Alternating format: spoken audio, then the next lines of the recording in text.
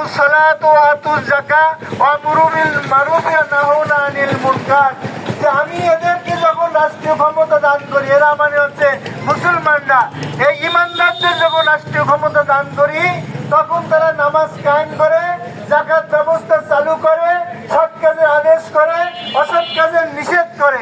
এইটাই হচ্ছে সামাজিক জীবনের মানে মাইল ফলক। এইটাই যদি জারি থাকে তাহলে সেখানে চাঁদাবাজি চলে না।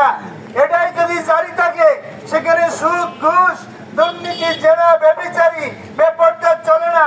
এই জন্যই হারাম কাজ কিন্তু কোরআনের সংখ্যা কম, অথচ কিছু সংখ্যক মানুষ এই হারাম কাজ করার কারণে, এবং আমরা এইটা কিভাবে দূর করতে হয়, এই দূর করার পদ্ধতি আমরা না মানার কারণে যুগ যুগ ধরে শুধু আমরা শোষিত হচ্ছি। আজকে 54 বছর শোষণের পর শোষণ, টাকা যত আয় হয়েছে তার চেয়ে বেশি টাকা আছে বিদেশে বাড়ি জমাইছে। তাহলে এইভাবে বেগম পাড়ায় বাড়িঘর তৈরি হয়েছে, এর সব বন্ধ হয়ে যাবে। চলো মানুষকে ভোট দান করি, দুশ্চিন্তায় থাকলে হবে না, এইভাবে ক্ষয়ক্ষতির মধ্যে থাকলে হবে না।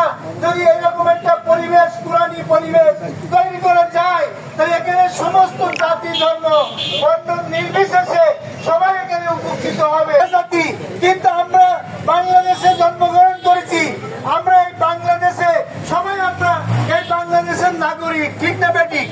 তাহলে এখানে কিন্তু কোনো সংখ্যালঘু, কোনো সংখ্যাগুরুর ব্যবস্থা এই কোরআনে নাই। এখানে যারাই এই ইসলামী সমাজে, এই কোরআনের সমাজে এখানে যে নাগরিক হবে তার সমস্ত অধিকার দেওয়ার দায়িত্ব হচ্ছে এই সরকার বা এই কোরআনে।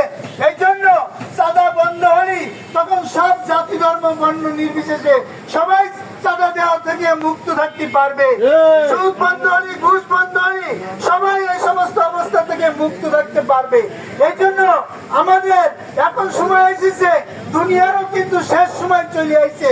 আজকে ফিলিস্তিনি যে অবস্থা ঘটতেছে, আজকে বাংলাদেশে যদি এরকম অবস্থা ঘটতো তাহলে কি অবস্থা ঘটতো? সেখানে কোনো সাধারণ মানুষ নেই, সবাই পরিপূর্ণ মুসলমান হয়ে গেছে। সবাই বলি সুবহানাল্লাহ।